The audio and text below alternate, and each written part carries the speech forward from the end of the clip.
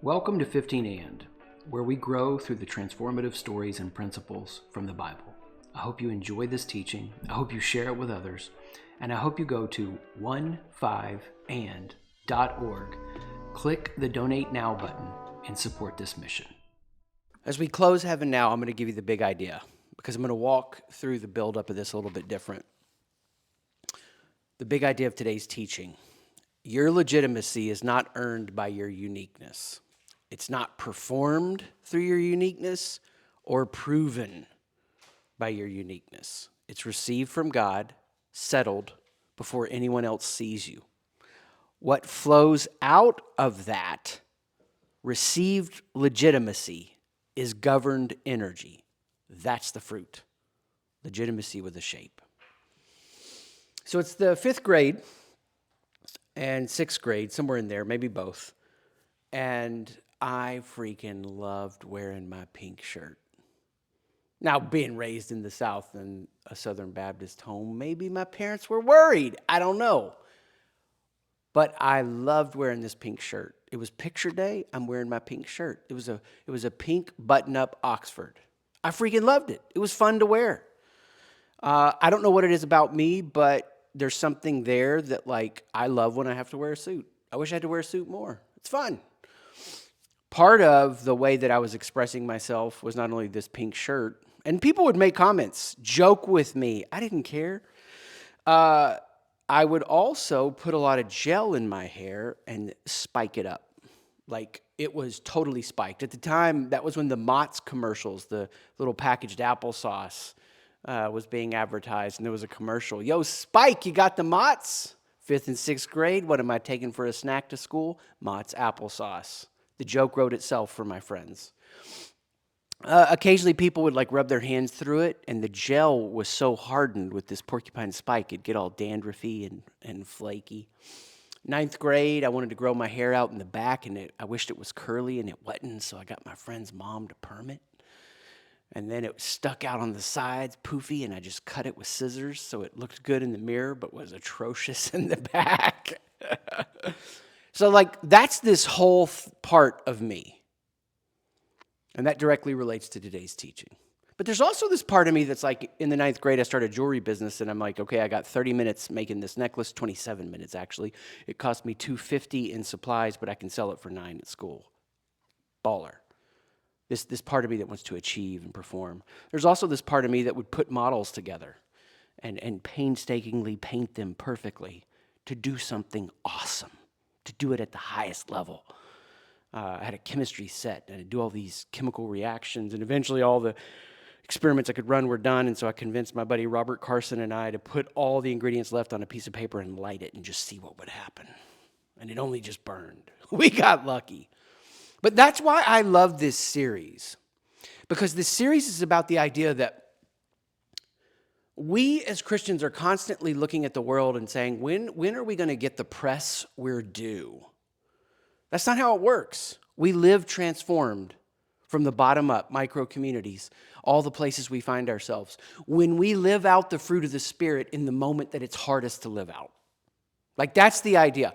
God is taking all of us through a custom discipleship process so that the moment it is hardest for us to access the fruit that we need the most, God is cultivating that in us so we can learn to access through Him that fruit that is so needed, which changes us, which changes our communities. Let's live in heaven now. Let's choose patience now when it's hardest. This isn't willpower. This is transformation. Let's choose love now. So we all are wired up in a certain way. And this is why I love what we do on the Sight Shift side with our IFQ, or it's our identity fear quotient, because it helps me recognize where God is discipling me right now. And sometimes the top fear has been fear of inadequacy. And I have a hard time accessing patience for myself. And I talk to people impatiently, because that's how I talk to myself, because I don't understand fully who God is. And so it's me making models and doing it perfect. And sometimes I'm driven by this fear of poor performance, and I didn't get enough done today, and I can't get enough done, and I've got to make these necklaces, and I got 27 minutes in, and it cost me $250, but I'm going to sell them for $9. And this theme is in my life. And truly for me, if you would have said, Chris, this theme has always been a part of your story, I wouldn't have agreed with that. It was really like taking the IFQ, seeing that peg out, that I started to look back at my life, and now I see that's a major theme. So God is growing all the fruits of the Spirit in us, and at different times, different ones have different presence. And for most of our lives, if we look back, it's my working theory that 2 or 3 are going to kind of have the most dominant influence. And the quest of our lives is not to have a conforming identity, not to live how we've been told, not to have a rebellious, reactive identity. I don't know who I am, but I'm not that. That's a great point of growth, but it's just not a stopping point. It's to have a received identity. That I get an identity from God and I live out of that. See, if I don't live with a received identity, here's what happens. I try to get my validation from my roles and my relationships. Now, at this point right now, there are people that, in interacting with them, Mark and I were on a trip with an organization a couple weeks ago, and I don't even know if you remember this. The CEO was driving us back to the hotel, and he looked at me, and because he asked a question, he goes, "You're so secure in who you are." And it didn't fit the conversation to correct him in that moment, but I wanted to be like, "Oh, no, no, no, no, no. I'm constantly aware of how I want validation. We all want it. Everybody wants it. I'm just going to get that validation from God more than, not perfectly, more than roles and relationships, so that in roles and relationships, I lead for impact, not my own validation. And when I do that, I'm living the fruits of the Spirit. I'm living transformed. I'm bringing heaven now. But no, Chris on his own, he wants validation. He's insecure. And he wants to conform in certain ways or to have a reactive identity.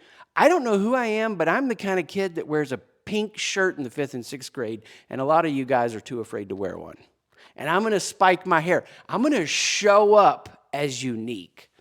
You won't forget me. You will remember me.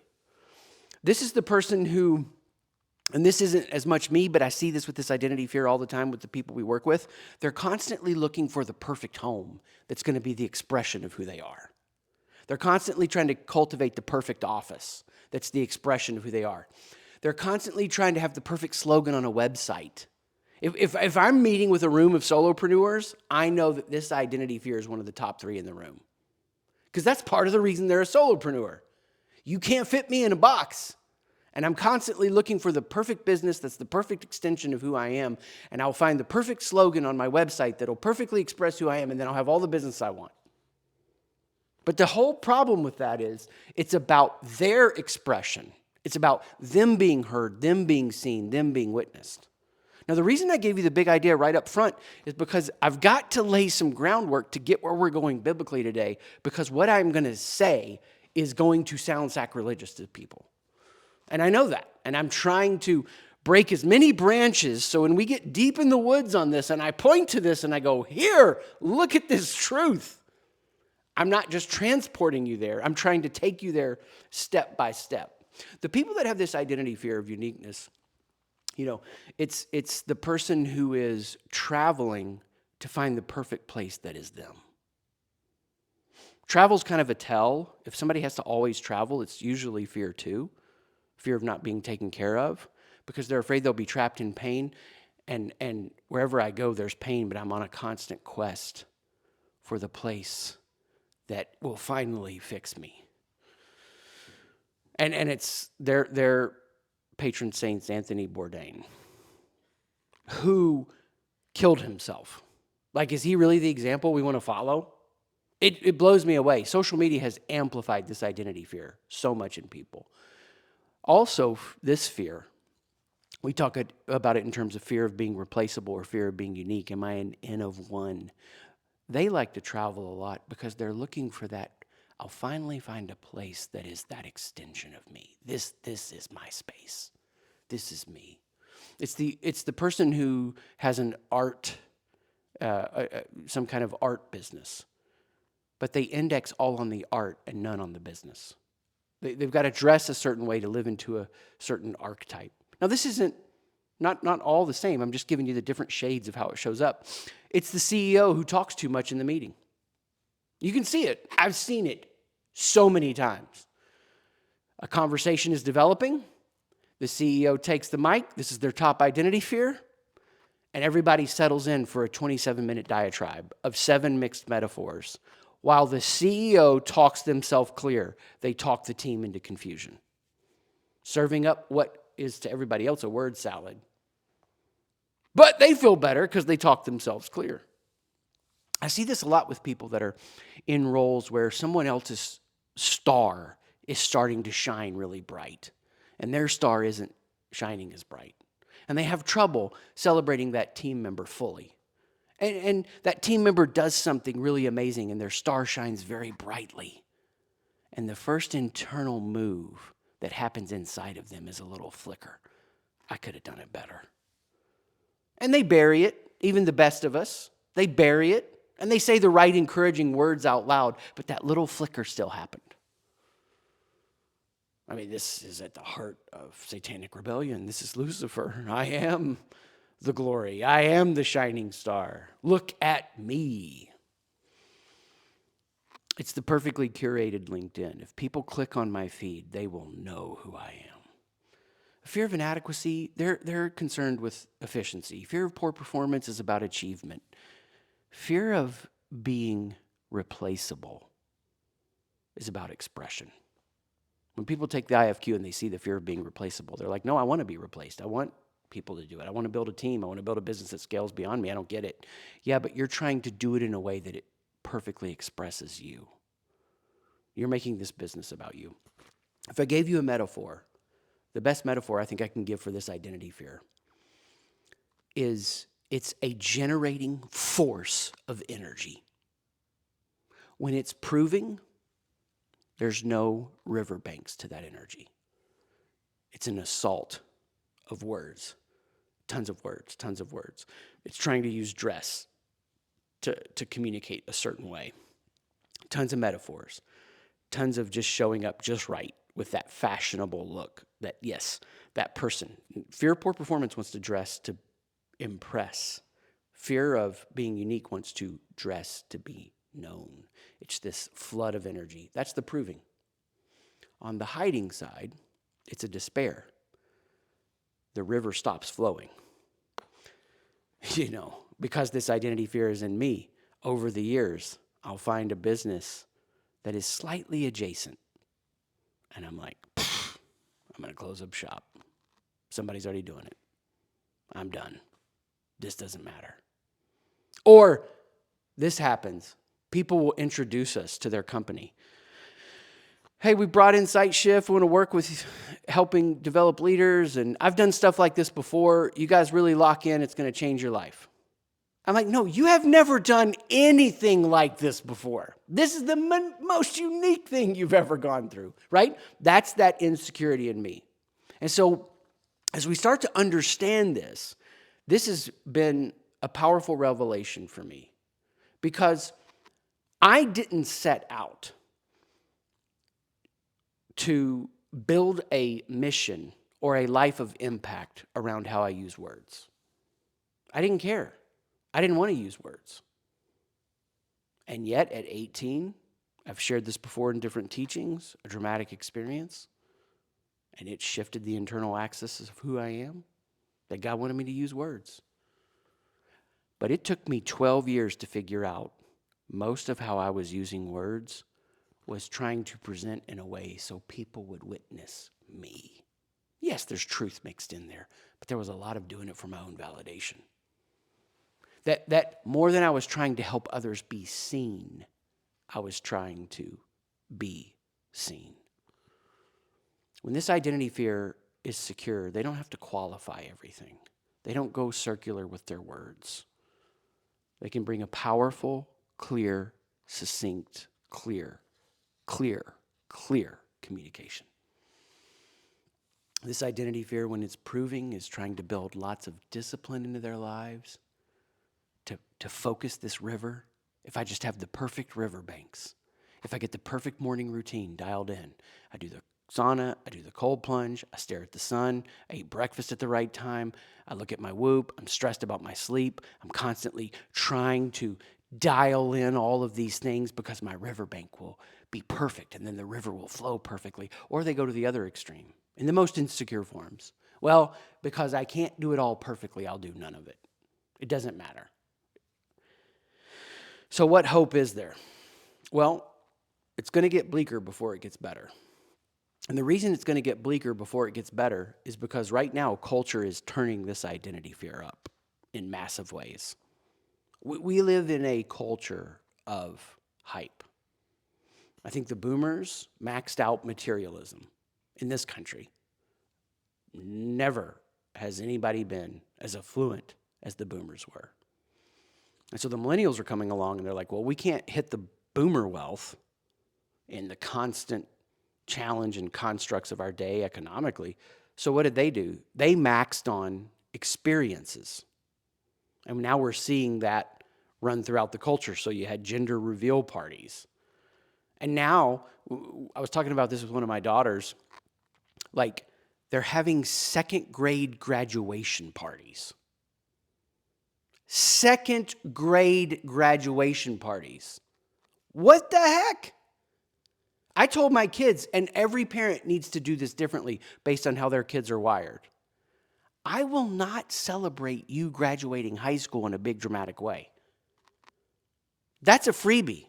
Like, not true for all kids, but for how my kids are wired up, I was like, that's a baseline expectation. I'll celebrate you graduating college. That's a hard thing. Even that I'm not going to go over the top with. We have a culture that is built now around hype because we have a ton of people who don't have a settled identity. Now, let's go to Galatians. As we walk through the fruits of the Spirit, you can turn there if you want, Galatians 5. I'm just going to read one word to you, and then we're going to look at a biblical character who shows us this beautifully lived out in a secure way. So we've been working through the fruits of the Spirit. The whole thesis of this series is the high water mark in the New Testament to describe who God is. The fruit of who the Spirit is, the fruit of who God is love, is joy, is peace. Look, let me just lay some groundwork here. Remember, I'm breaking branches because we're going to get to a radical idea. When you look at the fruits of the Spirit, you're seeing the fullness of who God is. God is love. God is joy. The most radical idea I believe I'll have in my lifetime is that God is perfectly secure in God's identity. Anything you tell me that doesn't match a God secure in God's identity as the fullness of love doesn't match truth. I mean, that's a lot of what Jesus was trying to do. Correct the misunderstandings people had about God. You think God is like this? No, God is like a father when the son comes home, runs to embrace this prodigal son before he can finish his speech. You think God is like this? No, God is like this. That God is perfectly secure in God's identity. That the most we could ever imagine God being secure is going to look like love imagined as far as we can. And then it still goes on in an infinite way. And joy and peace and patience and kindness and goodness. This is what we've been talking through in this series. And faithfulness and gentleness. And what's the last fruit of the Spirit? The last fruit of the Spirit is self-control. Does that inspire you? I mean, truthfully, God is self-controlled. It doesn't me. And the reason it doesn't me, and it didn't Nietzsche either, Nietzsche's main critique when he was deconstructing Christianity was that I don't want to believe in a God that doesn't dance. That's why the 70s Jesus films are so weird. Because they show a Jesus muted, diminished, lacking full personhood, no life, no vitality, no dancing. And so, for me, just consider it, don't just believe me, just think about it for a minute. What if God doesn't have any urges God is restraining? What if God doesn't have any appetites that he's white-knuckling against? See, I think that, and anytime you're reading a translation, you're reading an interpretation, and most of the time it works. But I think in this case, the English word collapses immediately when you put it next to God. There's no inspiration for me on that. Now, I recognize the meta thing here, that the fear of being unique can't take the phrase self-control and has to define a more unique word. But I also think it does reflect who God is. How can we express the fullness of God being secure in God's identity? Self-control makes the fruit sound like restraint, asceticism. It's the no to an impulse. It's the diet. It's giving up something for Lent. It's the discipline that grits its teeth. And it turns the battlefield into behavior. Can you control yourself? Well, the answer is eventually always no. This was Paul in Romans 7. Which means the dominant English Christian framing of this fruit makes it the one fruit you produce by gritting your teeth. And that can't be right. The whole list is fruit. You don't grit your way into being a tree that produces apples. So I think we need a new word. So let's just look at the Greek. The Greek word translated for self-control in Galatians 5:23 is enkrateia. Enkrateia. Now, if you break it apart, en means within, inside. Kratos means a power, a dominion, a sovereign strength. Now, hold that. You say, that sounds like meekness.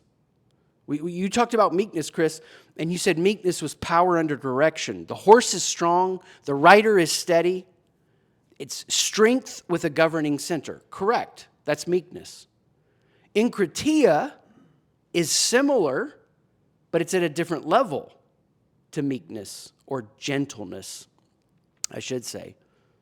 It's not that this word is about power under direction. This word is about energy under direction. That's why I gave you the metaphor of the river flowing with the banks. The same generative force that runs through everything you do, governed from the inside out. That you're not lacking the energy, a dry river. You're not a flood of words, of discipline, of expression. The same Kratos that gives us the word democracy. Demos plus Kratos. It's the power of the people governed collectively. Aristocratic, where we get that word, the first part of that is the best. We're ruled by the best. That's the idea. We don't think about it that now. We say, oh, they're aristocratic. But the idea from Greek is the best are ruling us. That's why we have a republic, not a full democracy. Because do I want truly everyone's vote weighing equally?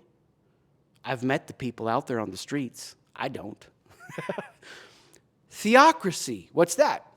Rule of God or rule by God. So enkrateia is a power and energy governed from within. Well, where does the governing come from? When Aristotle used this word, and this is huge, he used this for someone whose appetites are strong, but their reason holds the sovereignty of their appetites. It's not a weakness avoiding failure. It's an energy under authority. And I think the English translation flattens this. The Greeks didn't think energy should be smaller, appetites should be smaller, we should reduce.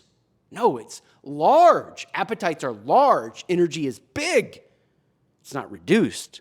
It's directed. And this is who God is. God is all of these fruits. And this is definitely who God is. Genesis 1, I want to read this to you. In the beginning, God created the heavens and the earth. Created, life force, generating, a river. The earth was formless and empty. Darkness was on the surface of the deep, and God's Spirit was hovering over the surface of the waters. God said, "Let there be light," and there was light. God saw the light and saw that it was good. God divided the light from the darkness. God called the light day, and the darkness he called night. There was evening and there was morning the first day. Notice the order. Read it with this enkrateia lens. The earth is formless and empty. chaos, energy without shape. God's first creative act is not to reduce the chaos. He doesn't subtract. He doesn't diminish. He does what this fruit of the Spirit does, speaks, names, divides, clear communication, ordering. Let there be light, energy added. Then he divides the light from the darkness. He calls the light day and the darkness night. He gives the energy a name and a boundary. He gives time a rhythm. Evening and morning the first day. So I want you to get this picture. God doesn't wrestle his power into submission. God speaks from a settled identity, and energy organizes around him. The boundedness, the boundaries is not effort. It's the overflow from the clarity of God speaking. I'll say it to you this way. The cosmos can't handle the wild generative force of God continually without bounded rhythms. Every leader that has this as a top identity fear needs to hear that. Your team, your family, your marriage cannot handle the wild generative force of who you are continually without rhythm, without banks, without boundedness. Bounded routines that allow creativity to generate perpetually.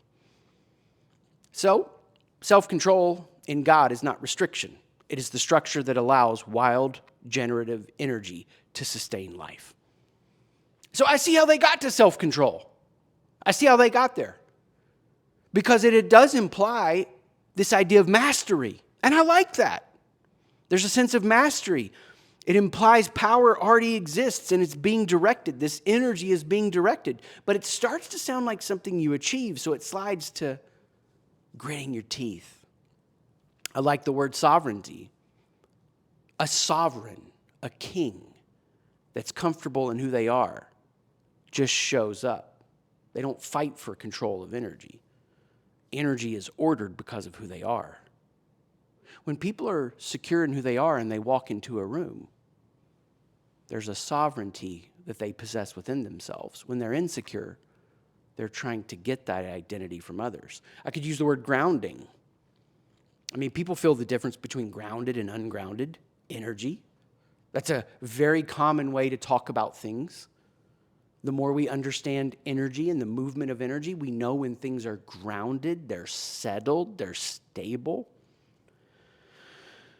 But for me, I gravitated towards this word, and this is what I've been building towards today. Legitimacy. Legitimacy. Now, why did I settle on that word? Because in working with lots of people who have this identity fear, this is the question underneath their insecurity, and it's this: do I have the right to be here? I have to earn the right to be here through my dress, through my words, through how I show up. But when your legitimacy is internally already settled, externally your energy stops scattering. It feels like groundedness. It looks like the posture of sovereignty, but at the core, legitimacy is what it is. It's the settled, received right to be here, governing energy from the inside out. And the reason people can't give that to others with this identity fear, and the reason they step into rooms and they want to be witnessed and seen and they can't fully see others because they're worried about being seen, is because they're not getting it from God. You can't give what you don't have.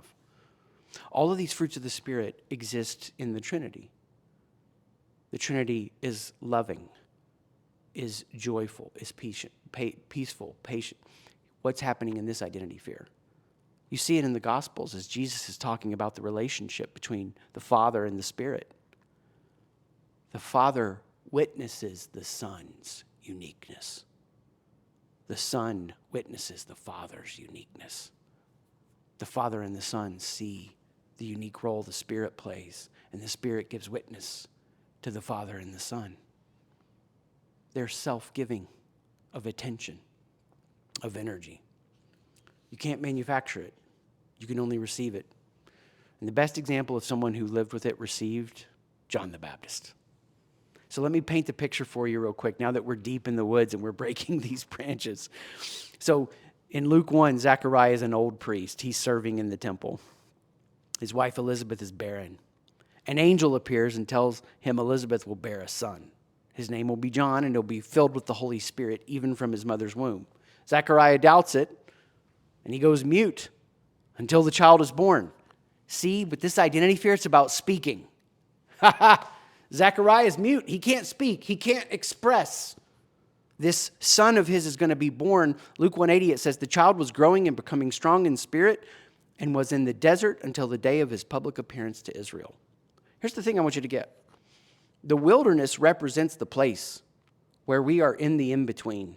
It's the haunts of the demons, and it's the visitations from angels. It's what Jesus experienced in the temptation, the 40 days of the wilderness.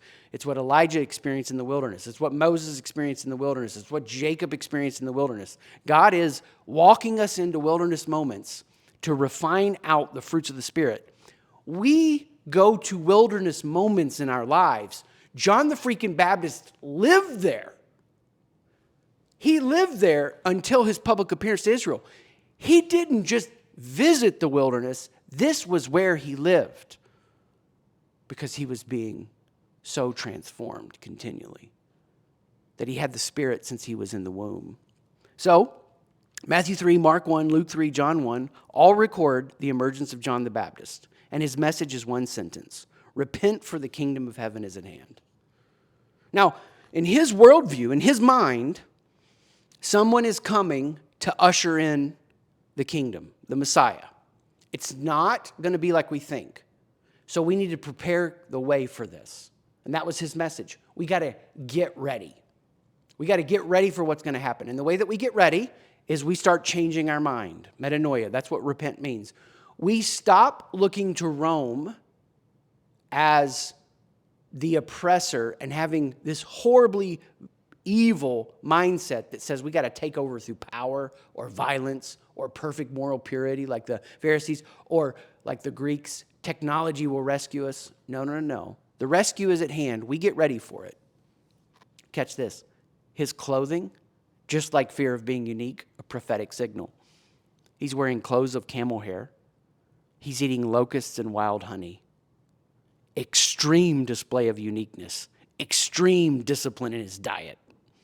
The crowd came. We see in Matthew 3, people from Jerusalem, all of Judea, and all the region around Jordan went out to him. They were baptized by him in the Jordan, confessing their sins.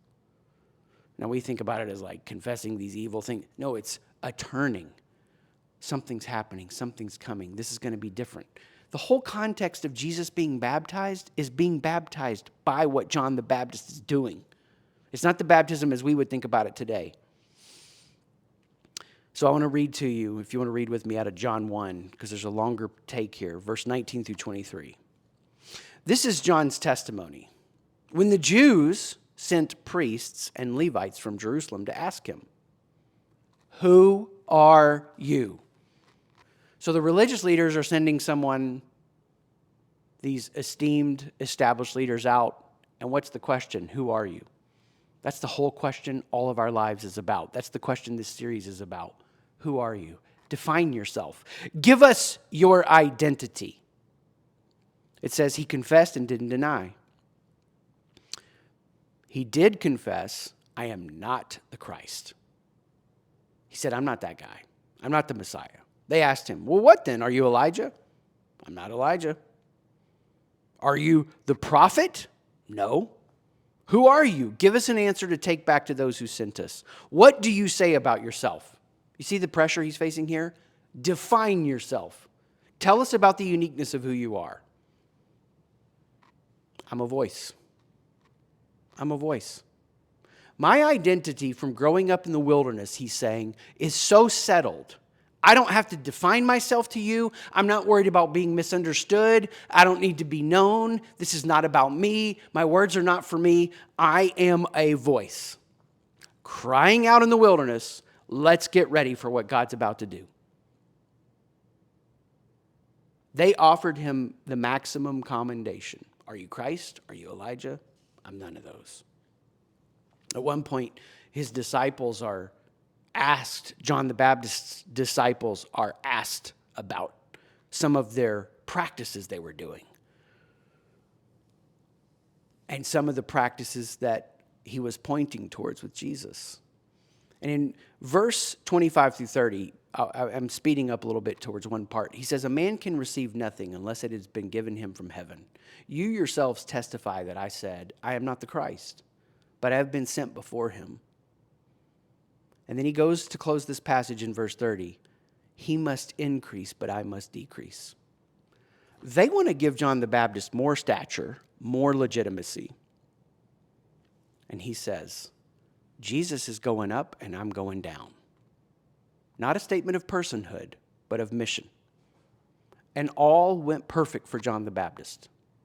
No, he gets arrested because he's a truth teller and he's calling out Herod for his sins. He's a prophet. He's basically saying, hey, if you participated in the Epstein files, you should go to jail. If you participated in evil, you should go to jail. There should be some kind of consequences for evil. And Herod didn't like it. So now John the Baptist is in a dungeon. The platform is gone. The crowds are gone. All of these rumors are now swirling about this Messiah. There were other messianic movements that popped up at this time. Other messiahs showed up and built followings. I'm using lowercase m Messiah, not capital M. So John hits a despair. His river flowing with riverbanks turns off. And he sends his disciples to go ask Jesus a question. And it's this question. Are you the one? Here's what's underneath that question. This isn't going like I thought it would. I thought you were bringing brimstone and fire. I thought you were bringing heat. I thought you were going to be like me, calling Herod out. And instead of calling Herod out, you're getting drunk with the tax collectors. This does not fit what I thought would happen. Are you another one of these little upstarts building a little following, grifting out something for yourself? Or is this real? Is this substantive? Because I'm in prison now. This is the core crux for this identity fear. They go through doubts, wondering, do they matter? Has what I contributed and given my life to really mattered? And if they ask this question in their 60s, they have a lot of grieving to do because some of what they've given themselves to doesn't freaking matter. God brings good out of all of it. God makes all things new, so there's hope in the grieving and the unlearning. They get a vision of the kingdom. If they can ask it at a younger age, all the more better. But this is what John the Baptist is asking. This is what a person's asking when they're constantly jumping from role to role, trying to find the perfect job that is the perfect expression of who they are. I've got to have a perfect alignment between my work and my purpose. And I want as much alignment as I can have between my work and my purpose. But I will never find a perfect expression that is a perfect validation of who I am. God alone gives that to me. So here's how Jesus answered John the Baptist's question. Go and tell John the things which you hear and see.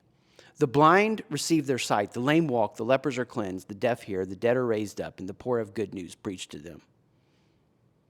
Jesus doesn't say yes. He doesn't say no. He says this. Look at the fruit of the work. The proof, John, is not the visibility of how this is rolling out.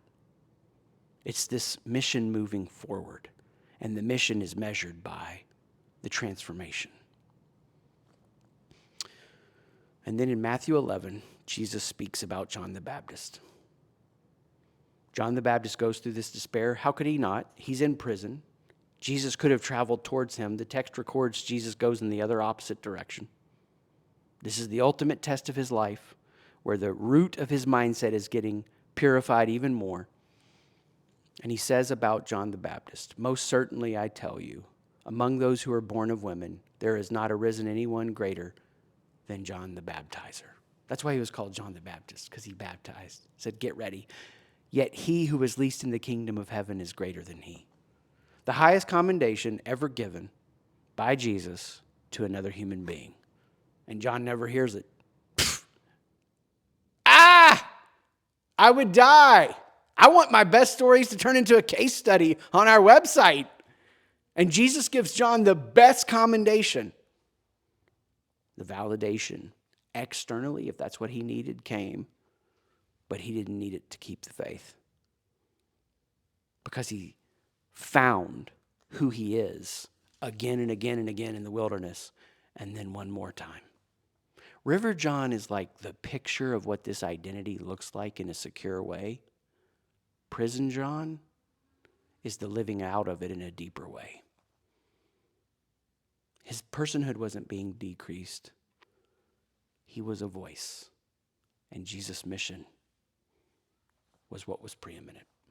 This identity fear has to go through a shift to understand. It's not about them being perfectly understood, heard, and seen, but about them using their words to ultimately point to Christ, but to help others be seen. We've taken a beatitude and connected each of these identity fears to a beatitude. The beatitude that fits perfectly here is Matthew 5:11-12. Blessed are you when people reproach you, persecute you, and say all kinds of evil against you falsely. Rejoice and be glad. Great is your reward in heaven. That was John the Baptist. This identity fear is so worried about being understood and spoken of well and spoken of correctly. They put so much effort into using their words to define themselves. They miss embracing being misunderstood. If you live the fruit of this transformation like John the Baptist, you focus more on impacting rather than leading for validation and being perfectly known. I honestly think it wasn't until a few years ago where I actively was receiving the witness of my uniqueness from God in prayer that I felt the need to be understood just fall away. It still shows up when I'm insecure. Witness me, hear me, see me, know me. In my worst fights with my wife, witness me, see me, hear me, know me. But at the core of who I am, I don't care if you misunderstand me. In my most secure mindset, I don't care if you misunderstand me. It's not what I'm about. I want you to hear who you are from God. Here's 3 practical ways that this shows up in my life, and it might help you live it out. Number 1, I receive my legitimacy from God, not the room that names me. It's not just in the exceptionalism, it's in the normal moments. The room's celebration can't make me bigger, and the room's scorn can't make me smaller. I don't want to do this, but if I ran a little side quest with 15 and in Sight Shift, it would be this. For this identity fear, just embrace being a mystical normie. They feel like they have to have an exceptional life in every way. Look at my life. It's exceptional in every way. It's expressed. It's fully expressed. Look at the glory of my shining star. When I am secure in who I am in Jesus, who cares if people think I live a normie life? I want to live the life that God has for me. And I know intimacy with God, sitting on my patio, staring at trees, grilling a dinner, much more than I could from a room giving me the most validation I could imagine. I want to be in the room. Hand me the ball. I am a voice. Hand me the freaking ball. I'm a voice. What I have to say in many rooms I'm in is of worth greater quality than whoever is talking at that moment.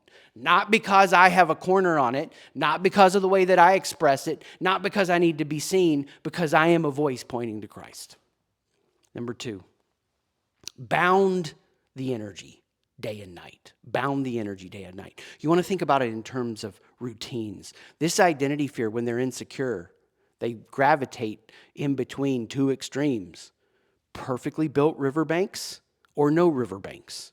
You want to find the systems and routines and the rhythms that help you. It's not about you being witnessed. It's about the consistency you build. 3rd, when you have doubts like John the Baptist, what's it all for? Am I pointing to the right place? Are you the one? This isn't going like I thought. This identity fear will have a life in the wilderness moments that doesn't look like they thought it would, and they will struggle with that. You send your doubt to Jesus and you hug your doubt with him in prayer, you do not put the burden of that doubt on your community, on your roles, on your mission, on your platform. Because if you do that, you stop being the voice. And you basically say, I must increase. You all must decrease. I can have fun. I can wear the pink shirt. I can spike my hair. I can perm the back of my hair. And for those that listen to this podcast, they might not ever know. The man teaching you right now is completely bald. Around 30, I was like, I gotta start cutting my hair close because it's pretty much nothing there. I saw pictures of myself at that time. I'm like, I am that bald?